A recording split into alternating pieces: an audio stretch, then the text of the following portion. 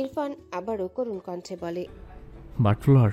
মায়রা ঝোঁক গেলে হঠাৎই ইরফান মায়রাকে ছেড়ে দেয়। 1 সেকেন্ডও সময় ব্যয় না করে মায়রার হাত ধরে সিঁড়ি বেয়ে উঠতে থাকে। রুমা নেওয়াজ কিছু বলতে চাইলে তারেক নেওয়াজ তার স্ত্রীকে থামিয়ে বলেন, মায়েরা আর ওর মধ্যে ঝামেলা আমাদের জানানো হলে জানাবে, আপাতত ওদের একা ছেড়ে দাও। রুমা নেওয়াজ ভ্রু কুঁচকে বলে, ইরফান রেগে আছে মনে হচ্ছে, ওকে যদি আবার মারে। তারেক নেওয়াজ ইরফানের দিকে চেয়ে মৃদুস্বরে বললেন, কষ্ট পেয়েছে ও কোনো কারণে, তাছাড়া মরার হলে এখানেই মরতো। স্বামীর কথা মেনে রুমা নেওয়াজ আর কিছু বললেন না। মায়রা নীরবে ইরফানের পিছু পিছু ইরফানের পায়ের সাথে তাল মেলায়। সিঁড়ির মাঝপথে ইরফান দাঁড়িয়ে যায়, কেমন যেন থেকে থেকে শরীর কেঁপে উঠছে। বা হাতে পাশের দেয়াল আঁকড়ে ধরে। মায়রা অবাক হয়ে থাকায় বিচলিত কণ্ঠে বলে, আপনি ঠিক আছেন? আপনি? ইরফান তার লালিত চোখ জোড়া বুঝে দুবার শ্বাস টানে আবারও ফেলে। এরপর পিছু ফিরে মায়রাকে কোলে তুলে নেয়। মায়রা চেঁচালো না। ইরফান মায়রার দিকে তাকায়, মায়রা ইরফানের দিকে চেয়ে আছে। দুজনের চোখাচোখি হয়। ইরফান বিষাদময় সূক্ষ্ম হেসে বলে, সেলফিশ গার্ল। মায়রা অবাক হয়। লোকটা তো তাকে স্টুপিড গার্ল বলে, আজ সেলফিশ বলল কেন? ইরফান মায়রাকে নিয়ে সিঁড়ি বেয়ে উপরে উঠতে থাকে। থেকে থেকে কেমন যেন শরীর কেঁপে ওঠে। মায়রা অসহায় কণ্ঠে বলে, আমায় নামিয়ে দিন, আপনাকে অসুস্থ লাগছে। ইরফানের কণ্ঠে অসহায়ত্বের সাথে রাগান্বিত স্বরে বলে, সেলফিশ গার্ল, আমার কথা ভাবিস তুই? তুই সেলফিশ, আমার কথা ভাবিস না তুই। কথাগুলো বলে দৃষ্টি সামনে নিবদ্ধ রেখে ধীর পায়ে তার ঘরের দিকে এগিয়ে যেতে যেতে বিষাদময় করুণ কণ্ঠে আওড়ায়, কেন ভাবলি না আমার কথা বাটফ্লোয়ার? মায়রা অবাক হয়ে ইরফানের পানে চেয়ে থাকে। এত অস্বাভাবিক ইরফানকে সে আগে কখনো দেখেনি। ভাবনার মাঝে ইরফান মায়রাকে কোল থেকে নামিয়ে নেয়, দরজা লাগায় শব্দ করে। এরপর পিছু ফিরে দু হাতে মায়রার গাল আগলে নিয়ে মৃদু স্বরে ডাকে, বাটফ্লোয়ার। মায়রার চোখ টলমল করে ওঠে। লোকটা এত আবেগী স্বরে কেন ডাকছে তাকে? হঠাৎই মনে পড়ল এই নাম ইরফানের ফোনের পাসওয়ার্ড ছিল। মায়রার চোখে মুখে হাজারো প্রশ্ন, কৌতূহল। ইরফান হঠাৎই মায়রার চোয়াল শক্ত করে ধরে চিৎকার করে বলে, আমি তো বলেছিলাম আমি তো দেওয়া সমস্ত শাস্তি মাথা পেতে নেব, কিন্তু তুই এতটা সেলফিশের মতো করে এত বড় শাস্তি কেন দিলি আমায় বল? মায়রা বিস্ময়ের চোখে ইরফানের পানে চেয়ে। সে বুঝতে পারছে না ইরফানের কথা। ইরফান আবারও চিৎকার করে বলে, কেন মরতেছিস তুই?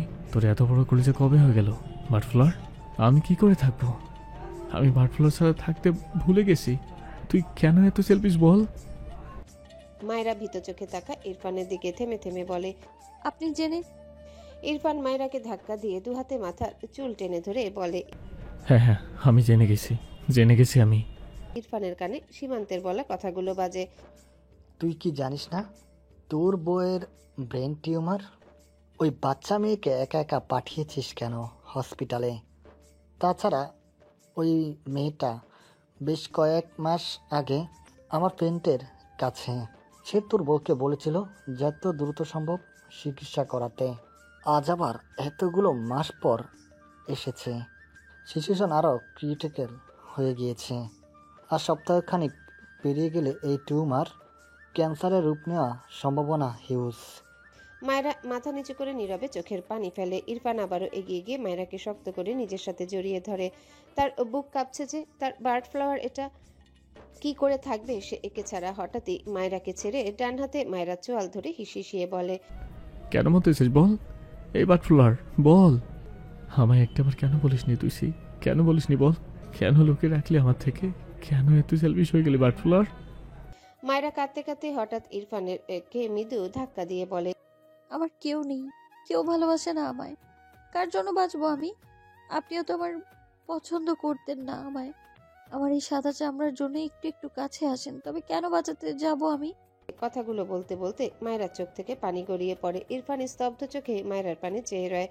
তার কথা বলার ভাষা হারিয়েছে। তার বার্ড ফ্লাওয়ার এসব কি ধারণা নিয়ে থাকে তার ব্যাপারে? কতক্ষণ যে মায়রার কান্নারত মুখটার দিকে একধানে তাকিয়ে রইল তার ইয়াত্তা নেই। হঠাৎই ইরফান ধীর পায়ে এগিয়ে গিয়ে মায়রার সামনে গিয়ে দাঁড়ায়, শীতল কণ্ঠে ডাকে, বাটফ্লোয়ার। মায়রার বুক ধক করে ওঠে। এত করুণ সুর, এত আবেগ কেন এই লোকটার গলায়? তার জন্য তার শিশলা কষ্ট পাচ্ছে? সে মরে গেলে তার শিশলার খুব কষ্ট হবে। ধীরে ধীরে মাথা তুলে তাকায় ইরফানের পানে, চোখ মুখ কান্নার পানিতে একাকার। ইরফান মায়রার চোখে দৃষ্টি রেখে দৃঢ় কণ্ঠে বলে, যদি তোকে পুড়িয়ে দিলে আমার বাটফ্লোয়ারে এক বিন্দু পরিমাণ কষ্ট না হতো, যদি তুই আমার সাথে বেঁচে যেতি, তবে আমি তোকে সবচেয়ে ভয়ঙ্কর রূপে পুড়িয়ে দিতাম। এরপর থেকে ভালোবাসার ডেফিনেশন বোঝাতাম বাটফ্লাওয়ার। কথাটা বলে থামে, এরপর করুণ কণ্ঠে বলে, বাট এটা তো আমি পড়াবো না বাটফ্লাওয়ার। মায়েরা অবাক হয়ে ইরফানের দিকে চেয়ে থাকে। তার এত দৃঢ় শিশলাকে এমন ভাঙা লাগছে কেন, এত বিধ্বস্ত লাগছে কেন?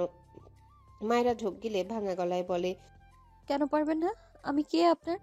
ইরফান মায়রার কথাটা শুনে বিষণ্ণ মুখখানায় এক সূক্ষ্ম হাসি ফোটায়। এগিয়ে গিয়ে দুহাতের আজলায় মায়রার মুখটা নিয়ে কপালের মাঝ বরাবর শব্দ করে একটা চুমু আঁকে মায়রার শরীর শিরশির করে অনুভূতির জোয়ারে। ইরফান তার দুহাতের মাঝে মায়রার মুখ রেখে মায়রার মুখটা সামান্য উঁচু করল। মায়রা পলক না ফেলে ইরফানের লালিত চোখ জোড়ায় চেয়ে আছে। ইরফান মায়রার টলমল করে ওঠা চোখে দৃষ্টি রেখে এগিয়ে ওঠে। তুই আমার এমনই একজন। এটুকু গিয়ে থামে ইরফান। মায়রার চোখ থেকে পানি গড়িয়ে পড়ে। তার শিশলা তাকে ভালোবাসে। ইরফান হঠাৎই মায়রার গাল চেপে ধরে দাঁতে দাঁত চেপে বলে, মরবি তুই? এত শোক মরার? পারবি না মরতে। আল্লাহ ছাড়া এই জমিনে কারো ক্ষমতা নেই তোকে আমার থেকে কেড়ে নেওয়ার। ইরফান নেওয়াজ তার জিনিস আগলে রাখতে জানে। কখনো আমার থেকে বাঁচতে পারবি না তুই। পারবি না মরতে। তোর যে কলিজায় সাহসে ভরপুর, সেই কলিজা কেটে আমি টুকরো টুকরো করবো বাটফ্লাওয়ার। এই কলিজাতে তুই আমার থেকে মুক্তি পেতে চাস? সেই কলিজা আমি চালিয়ে দেব। কথাগুলো বলতে বলতে গলা ধরে আসে ইরফানের। মায়রার গালে ধরে রাখা হাত শিথিল করে কিছুটা। এরপর মায়রার দিকে চেয়ে জড়ানো কণ্ঠেই বলে, আমি তো সাহসে ভরা কলিজা ছিঁড়ে ফেলবো বাটফ্লাওয়ার। মায়রার নীরব কান্নানে ইরফানকে শুধু দেখে। সে তো ইরফানকে চিনতে পারছে না। এটা ইরফান। তার শিশলা তাকে ভালোবাসে। শিশলার ভালোবাসা পাওয়া তো তার স্বপ্ন ছিল। আজ যেন ভীষণ তীব্রভাবে অনুভব করছে তার শিশলার ভালোবাসা। মায়রার চোখ জোড়া থেকে অবাধ্য অশ্রু গড়িয়ে পড়ে। ইরফান তার ডান হাতে মায়রার মুখ মুছে দিল। এরপর হঠাৎই আবারও মায়রাকে দু হাতে শক্ত করে জড়িয়ে নেয়। হাঁসফাঁস কণ্ঠে বলে, বাটফ্লাওয়ার, আমি তোকে ছাড়া থাকতে ভুলে গেছি। আমার জীবন তো লাশ বানিয়ে কোথাও যাবি না তুই। মায়রা ফুপিয়ে কাঁদে। তার শিশলা তার জন্য এভাবে পাগলামি করছে তার বিশ্বাসই হয় না। সে কথা খুঁজে পায় না, শুধু কাঁদে মেয়েটা। তার তো কথা বলার ভাষা নেই। ইরফান আবারও রেগে মায়রাকে ছেড়ে মায়রাকে ঠেলে সরিয়ে দেয়। দুহাতে নিজের মাথার চুল ধরে টানে। তার সবকিছু এত অসহ্য লাগছে। ইরফান রেগে চিৎকার করে বলে, Why are you so selfish, বাটফ্লাওয়ার? মায়রা কেঁপে উঠে কান্না মাখা গলায় বলে, আপনি যে বলতেন আপনি আমায় পছন্দ করেন না, তবে মায়রার মুখে আবারও সে একই কথা শুনে ইরফান রাগ হয়, প্রচন্ড রাগ। জ্বলন্ত চোখজোড়া থেকে যেন ধোঁয়া বেরোচ্ছে। রাগে হিতাহিত জ্ঞান শূন্য হয়ে ডান হাতে সেন্টার টেবিলে কাঁচ উল্টে ফেলে চিৎকার করে বলে, Exactly. I don't like you. But you are my feelings, my addiction, my emotions. You are my heart, stupid girl. কথাটা বলে বড় বড় পা ফেলে মায়রার সামনে গিয়ে মায়রাকে আবারও শক্ত করে জড়িয়ে ধরে বিড়বিড়িয়ে শীতল কণ্ঠে বলে, You are my heart, বাটফ্লাওয়ার. কথাটা বলতে বলতে টুপ করে মায়রার কাঁধে দু ফোঁটা পানি গড়িয়ে পড়ে। মায়রা বুঝতে পারে এরকম কঠোর ব্যক্তিত্বের এক মানুষের চোখে পানি তার জন্যে। তার শিশলা তাকে অনেক বেশি ভালোবাসে। কাপা কাপা দুহাত ইরফানের পিঠে আলতো করে রেখে ডাকে। শীষওয়ালা। ইরফান হাতের বাঁধন শক্ত করলো। মায়রা নিঃশব্দে কাঁদে। ইরফান হঠাৎই মায়রাকে ছেড়ে দু হাতের মাঝে মায়রার মুখটা আগলে নেয়। মায়রা পিটপিট করে তাকায় ইরফানের দিকে। ইরফানের রক্তলাল চোখ জোড়া ভেজা। মায়রার ভীষণ কান্না পায়। এ কি হাল হয়েছে তার শিশলার! ইরফান দু হাতে মায়রার গাল মুছে দিয়ে মায়রার কপালের সাথে তার কপাল ঠেকিয়ে চোখ বুজে ভাঙা গলায় বলে, বাটফ্লাওয়ার, you know I am. কথাটা বলতে বলতে ইরফানের কথা জড়িয়ে আসে। মায়রাকে ছেড়ে দুপা পিছিয়ে যায়। তার মাথা ঘুরছে। ইরফান পড়ে যেতে যেতে হাঁটুতে ভর দিয়ে বসে পড়ে। দুহাত ছেড়ে দেয়। মাথা নিচু করে লালিত চোখ জোড়া বুঝে নেয়। এরপর আবারও চোখ মেলে তার সামনে দাঁড়ানো মায়রার দিকে তাকায়। জড়ানো কণ্ঠে বলে, You are just my বাটফ্লাওয়ার.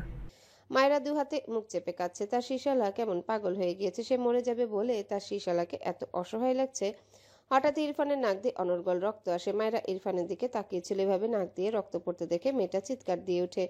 এক প্রকার দৌড়ে এসে ইরফানের সামনে বসে পড়ে। ছোট ছোট দুহাতে ইরফানের মুখটা তার হাতে ধরে কেঁদে কেঁদে বলে, আপনার কি হয়েছে? রক্ত কেন পড়ছে? কি হয়েছে আপনার? ইরফানের কাছে মায়রাকে ঝাপসা লাগে। দুর্বল শরীরে বা হাত বাড়িয়ে মায়রার গলার নিচ বরাবর হাত রেখে সজোরে মায়রাকে ধাক্কা দেয়। মায়রা ইরফানের ধাক্কা খেয়ে বেশ অনেকটা পিছিয়ে যায়। কোমর সহ হাতে ব্যথা পায়। ইরফান আধো আধো চোখ মেলে দুর্বল কণ্ঠে তেজ মিশিয়ে থেমে থেমে বলে, Don't touch me. You are a selfish girl. Out. Out. I don't like you, selfish girl. একটু থেমে বিড়বিড় করে। তুই কেন এত সেলফিশ বাটফ্লাওয়ার? মায়রার মাথা ব্যথা শুরু হয়। ইরফানের এমন রক্ত দেখে তার নিজেরও মাথা ঘুরছে। তবুও ও বসে বসে এগিয়ে ইরফানের সামনে এসে ইরফানের গালে হাত দিয়ে আধো আধো স্বরে কাঁদতে কাঁদতে বলে। আপনার কি হয়েছে? এভাবে রক্ত কেন পড়ছে বলুন না। ইরফান ঢুলছে মনে হচ্ছে। মায়েরা দুহাত ইরফানের রক্তে ভরে গিয়েছে। মায়েরা সেদিকে হুঁশ নেই। সে দুহাতে ইরফানের গলা জড়িয়ে ধরে কেঁদে কেঁদে বলে। আপনি ভালো হয়ে যান প্লিজ। কি হয়েছে আপনার? ইরফান চোখ টেনে টুনে খুলে বিড়বিড় করে আওড়ায়। হাই এম ওকে। মায়েরা মাথা তুলে ইরফানের নাক বেয়ে গড়িয়ে পড়া রক্ত দেখে ভীষণ ভয় পায়। চোখ বন্ধ হয়ে আসে। দুহাতে ইরফানের গালে গিয়ে চোখ বন্ধ করে আর খোলে। এভাবেই থেমে থেমে বলে। ডক্টরের কাছে যান প্লিজ। আমি বাবাকে ডাকছি। কথাটা বলে উঠতে নিলেও পারে না। তীব্র মাথা ব্যথার সাথে মাথা ঘুরানো দুটো মিলিয়ে মায়েরা পড়ে যেতে নিলে ইরফান তার দুর্বল শরীরে মায়েরাকে আগলে নেয়।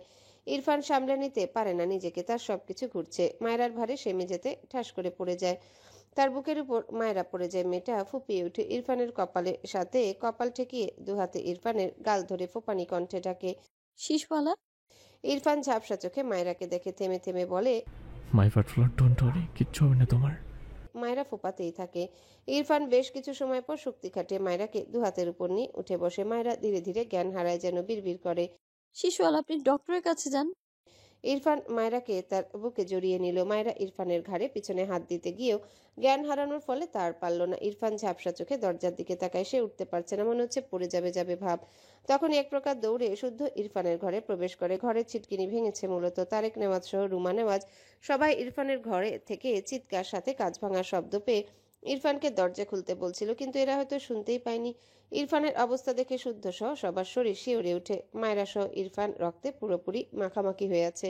ইরফানের করে মায়েরাকে অজ্ঞান হয়ে থাকতে দেখে তাদের গলা শুকিয়ে আসে। শুদ্ধ চোখ বড় বড় করে বলে। ভাই ইরফান, তোদের কি হয়েছে? কথাটা বলতে বলতে দ্রুত এগিয়ে আসতে নিলে ইরফান মায়েরাকে তার সাথে আরেকটু চেপে ধরে আওড়ায়। ডোন্ট টাচ হার। শুদ্ধ ইরফানের কথা শুনে বলে। ওকে ওকে, মামা নিবে। শুদ্ধ দ্রুত বলে। মামা মাইরাকে কোলে নিন। তারেক নেওয়াজ যেন শক্তি পাচ্ছেন না শরীরে। রুমা নেওয়াজ দ্রুত পায়ে এগিয়ে গিয়ে তার ছেলের কাছে বসে কেঁদে দিয়ে বলে। ইরফান বাবা, তোমার কি হয়েছে? এসব কি করে হলো? বলতে বলতে শাড়ির আঁচল দিয়ে ছেলের নাক বেয়ে পড়া রক্ত মুছে দেয়। আবারও পড়ে। রুমা নেওয়াজ কেঁদে দেয়। একই অবস্থা হয়েছে তার ছেলের। মায়েরারই বা কি হয়েছে? ইরফান ঝাপসা চোখে তার মাকে দেখে কিছু বলতে চায় বোধহয়, কিন্তু পারছে না। শুদ্ধ আবারও তার মামাকে তাগিদ দেয়। মামা প্লিজ, মাইরাকে কোলে নিন দ্রুত। ইরফানকে হসপিটালে নিতে হবে। তারেক নেওয়াজ নিজেকে সামলে নিল। এরপর এগিয়ে গিয়ে ইরফানের থেকে মায়েরাকে তার কোলে তুলে নেয়। এরপর ঘরের বাইরে যেতে যেতে বলে। আমার বাবাকে হাসপাতালে নিয়ে এসো শুদ্ধ। ইরফানের শরীর দুলে সে পড়তে নিলে শুদ্ধ এসে দৌড়ে ইরফানকে আগলে ধরে। পাশে রুমা নেওয়াজ ছেলের গালে হাত দিয়ে বলে। বাবা ইরফান, তোমার কি হয়েছে? এসব কি করে হলো? তার মামিকে তাড়া দেয় বের হতে। ইরফান শুদ্ধর কাঁধে মাথা রেখে চোখ বুজে বিড়বিড় করে। আমার বাট ফ্লোর সিক, ওকে ভালো করে দাও প্লিজ। ইরফান মায়েরাকে হসপিটালে নিয়ে এসেছে। শুদ্ধ আর তারেক নেওয়াজ সাথে রুমা নেওয়াজ আছেন। সীমান্তর সাথে কথা বলেছে শুদ্ধ। মায়েরার ব্যাপারে জেনে শুদ্ধ স্পিচলেস হয়ে গিয়েছে। মেয়েটা কত বড় অসুখ নিজের মাঝে লালন করছিল তারা কেউই বুঝতে পারেনি। প্রায় 3 মাস আগে মায়েরা এই হসপিটালে একবার এসেছিল, অর্থাৎ ইরফানের সাথে বিয়ের পরপরই মায়েরা হসপিটালে এসেছিল। ওইটুকু মেয়ের এত সাহস শুদ্ধ ভেবে পায় না। এত বড় রোগ নিয়ে মেয়েটা কিভাবে দিব্যি হেসে খেলে বেড়ায়।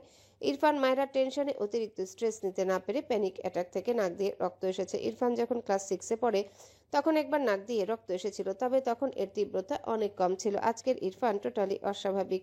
সামনে কি হবে এই ভেবেই ছেলেটা কুল পায় না। ফাইজ শুদ্ধর পাশে বসে। নাসিম শুদ্ধর অপর পাশে চেয়ারে বসে বলে। বারবি ডল এখন কেমন আছে? শুদ্ধ ভাবনার জগৎ থেকে বের হয়, চোখ ছোট ছোট করে বলে। মাইরার চিন্তা করার জন্য ওর স্বামী কানাডা থেকে চলে এসেছে। তুই এখন ওকে বারবিডল ডাকটা ছাড়তে পারলি না? নাসিম হঠাৎই শুদ্ধকে টেনে দাঁড় করায়। সবাই এখানে আছে। নাসিম ফাইজের উদ্দেশ্যে বলে। ফাইজ 20 মিনিটে আসছি আমরা, তুই এদিকটা সামলা। শুদ্ধ নাসিমের পিছু যেতে যেতে বলে। আরে কোথায় যাচ্ছিস? ওরা এখানে একা। ইরফান মাইরাকে রেখে কিভাবে যাবো এভাবে? নাসিম শুনল না। শুদ্ধকে টেনে তার গাড়ির কাছে নিয়ে যায়। গাড়িতে উঠে নাসিম গাড়ির স্পিড বাড়ায়। শুদ্ধ বিরক্ত চোখে চেয়ে বলে। আরে আমার এখন ফালতু কথা বলতে ভালো লাগছে না। কোথায় নিয়ে যাচ্ছিস? নাসিম বেশ কিছুক্ষণ গাড়ি ড্রাইভ করে অন্তরার বাড়ির সামনে গাড়ি থামায়। এরপর গাড়ি থেকে বেরিয়ে আসে। শুদ্ধ বেরিয়ে আসে। নাসিম বড় বড় পা ফেলে অন্তরার বাড়ির দিকে এগিয়ে যায়। শুদ্ধ ভ্রু কুচকে নিজেও এগিয়ে যায়। বাড়ির সামনে দাঁড়িয়ে নাসিম সমানে অন্তরার বাড়ির কলিং বেল বাজায়। শুদ্ধ নাসিমের হাত সরিয়ে বলে। আরে কলিং বেল কি দোষ করলো? ছাড় এটাকে। তাদের কথার মাঝে অন্তরা এসে দরজা খুলে দেয়। সামনে নাসিমা শুদ্ধকে দেখে হেসে বলে, তোরা ভেতরে আয়। কথাটা বলে পিছনে ঘুরতে নেয়। তখনই নাসিম কষিয়ে একটা থাপ্পড় মেরে দেয় অন্তরার গালে। অন্তরা একটু বুঝতে না পারে থাপ্পড় খেয়ে দরজার সাথে জোরে ধাক্কা খায়। শুদ্ধ হতভম্ব হয়ে যায়। অন্তরা সোজা হয়ে দাঁড়াতে একই গালে নাসিম আরেকটা থাপ্পড় মেরে দেয়। অন্তরা পড়তে পড়তে বেঁচে যায়। নাসিম চিৎকার করে বলে, এটা একটা কালনাগিনী। এর মতো বেয়াদব মেয়ে আমি আমার লাইফে দেখিনি। কথাটা বলে আবারও এগিয়ে যেতে নিলে শুদ্ধ নাসিমকে টেনে ধরে বিস্ময় কণ্ঠে বলে, নাসিম দাঁড়া, কি করছিস? নাসিম চিল্লিয়ে বলে। এই তোর ফোন দে, ফোন দে তোর। অন্তরা মাথা নিচু করে দাঁড়িয়ে আছে, চোখের কোণে পানি। বাসায় কেউ নেই। তার বাবা গ্রামে, নুসরাত ফ্রেন্ডের বাসায় গিয়েছে। নাসিম আবারও চিল্লিয়ে বলে। অন্তরা তোর ফোন দে। অন্তরা কেঁপে ওঠে। নিজেকে সামলে এগিয়ে এসে রেগে বলে, মারলি কেন আমাকে? নাসিম শুদ্ধকে ধাক্কা দিয়ে বলে, আরো হিসেব বাকি আছে, আগে তোর ফোন দে। কথা বলতে বলতেই অন্তরার ফোন পাশে টেবিলের উপর বেজে ওঠে। নাসিম বড় বড় পা ফেলে এগিয়ে গিয়ে ফোন অন করে। লক নেই ফোনে। অন্তরা এগিয়ে এসে বলে, আমার ফোন দে। নাসিম জ্বলন্ত চোখে তাকায় অন্তরার দিকে। অন্তরা চুপসে যায়। নাসিম ঘেটে ঘেটে একটা ভয়েস রেকর্ড অন করে, যেটা অন্তরা মায়রাকে শুনিয়েছিল। ভয়েসটি শুনে শুদ্ধ অবাক হয়ে একবার অন্তরার দিকে তাকায়, আবার একবার নাসিমের দিকে। অন্তরা ঢোক গেলে নাসিম অন্তরার ফোন আছড়ে ফেলে চিৎকার করে বলে, আমাদের ফ্রেন্ড সার্কেলে এমন বেয়াদব মেয়েকে কে অ্যালাউ করেছিল? শুদ্ধ, তুই করেছিলি না? তুই করেছিলি, সব দোষ তোর। এই অন্তরা বারবি ডলকে গিয়ে এই এডিট করা ভয়েস শুনিয়ে ভুল বুঝিয়েছে। ওকে কিছু বলবি না শুদ্ধ? শুদ্ধ বিস্ময় চোখে অন্তরার পানে তাকায়। নাসিম আবারও চিৎকার করে বলে, আমি বলেছিলাম বারবি ডলের ক্ষতি করবি না, কিন্তু ও তো স্বার্থপর। ওর কারো ভালো সহ্য হয় না। অন্তরা মাথা নিচু করে দাঁড়িয়ে আছে। সে যেদিন মায়রাকে ভয়েস শুনিয়েছিল, নাসিম সেই ক্যাফেতেই ছিল। তাকে সেদিনও জেরা করেছিল, সন্দেহ করেছিল।